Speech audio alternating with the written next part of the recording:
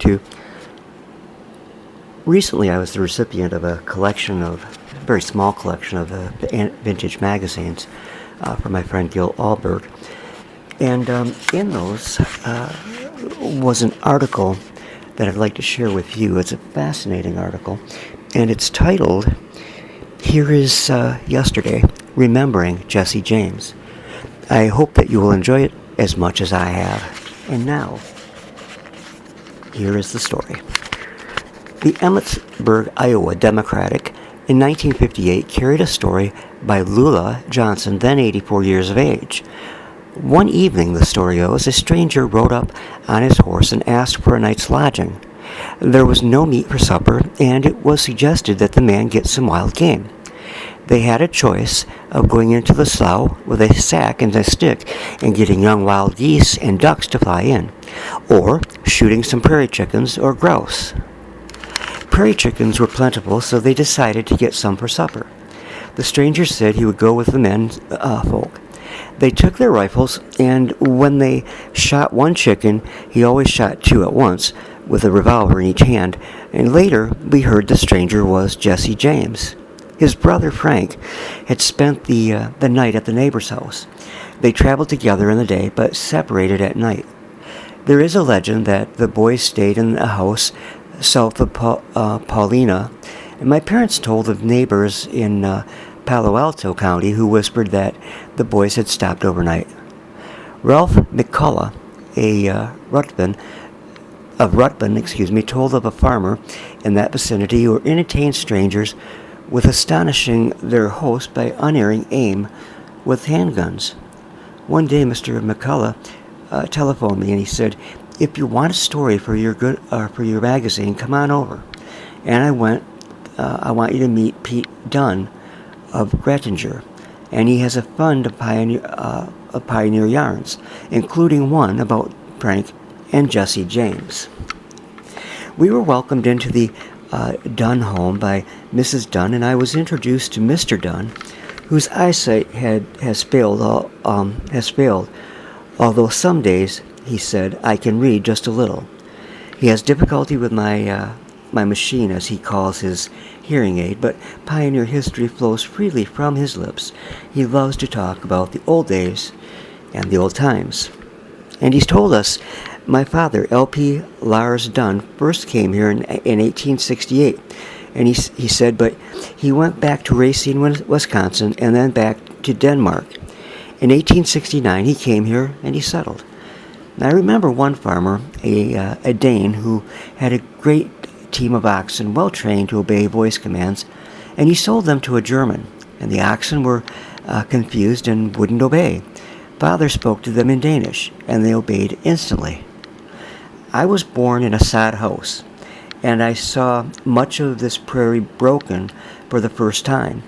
The first furrow was made with the driver gilding the ox by G. or Haw, and an occasional touch with the whip or goad. After the first furrow, they'd plowed straighter than horses. They'd pull a heavier load too. Of course, they didn't pull. The yoke rested on their shoulders, so they really just pushed. You might be surprised to learn that turnips were planted in the newly broken ground. That's what oxen ate during the winters, cut up turnips. There were a few horses in the early days, just oxen. When the railroad track was being laid, excuse me, folks, there were scores of men, but not a single horse, just the oxen. And I asked what they were doing, and someone said, building a railroad. It didn't mean a thing to me, for I had never seen a railroad. We used to go to Fort Dodge for supplies, and it took 3 days and 3 nights each way. We slept under the wagons, bundled up in buffalo robes and buffalo overcoats. I remember when Father made a trip to Milford to get some grain ground. There were no landmarks. The prairie was as trackless as the ocean, and he staked out a trail by driving stakes in the tall, rank prairie grasses. When he got back, he sent me and my brother to take a load of grain to the mill. We were only about 7 or 8 years old, and it was quite an adventure to us. Before Emmitsburg was named, it was called the Irish Colony, and it was west of its present site and consisted only of a few cabins huddled on the banks of the Des Moines River. Martin Coonan had a flour and lumber mill, and when they were building a dam, a man named Pawn fell into the river. He would have drowned but for his dog. The dog jumped into the water and got a hold of Mr. Pawn and struggled toward the shore. Mr. Cohen mounted his horse and spurred to where he calculated Pawn would float by, but that dog had dragged him to safety before Mr. Coonan's help was needed. Mr. Pawn crawled about on the bank, shook himself, looked at the dog on each, and said, "These dogs, when they die, I'm going to have them a real funeral." The first settlers didn't try to pick the best land. There was miles of level, fertile land.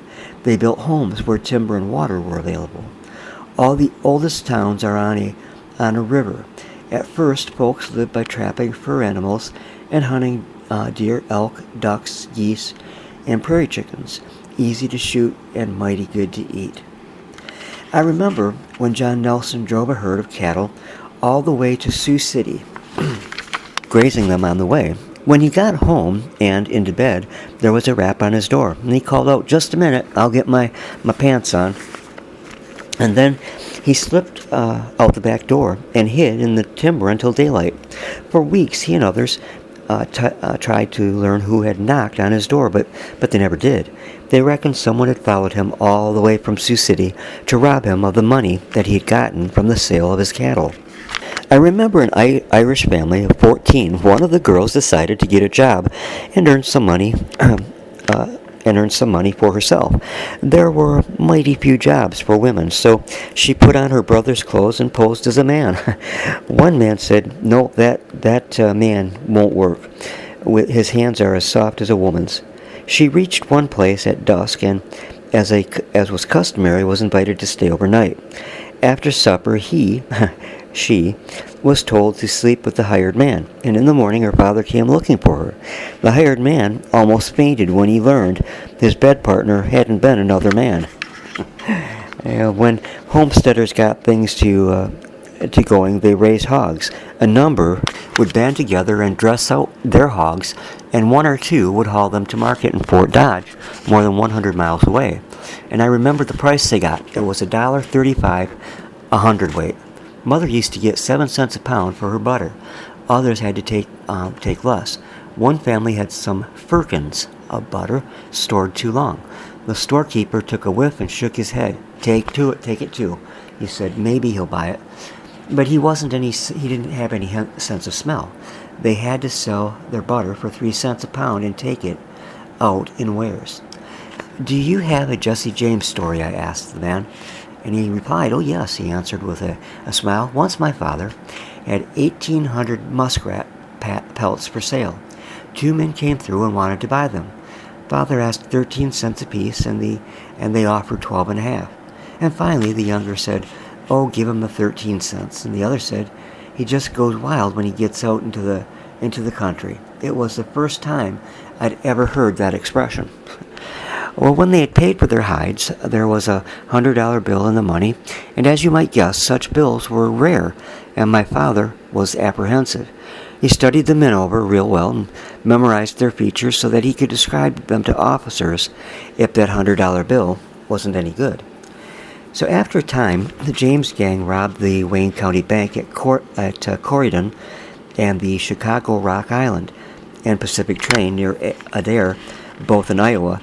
And when the big city newspapers reached us, Father took a real close look at the pictures of the James boys and shouted, "Why, those are the men who bought my muskrat hides."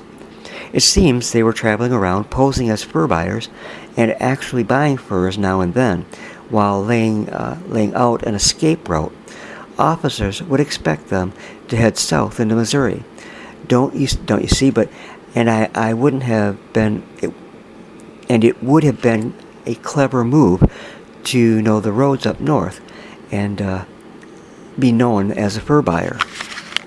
And that is how the story abruptly ends with the meeting of the James gang, who were hiding out as fur buyers. Well, I hope you enjoyed the story, and be sure you click the subscribe button so you don't miss any of the upcoming videos here on the Dennis Morrison channel. I appreciate each and every one of my viewers, and God bless you all. Good night.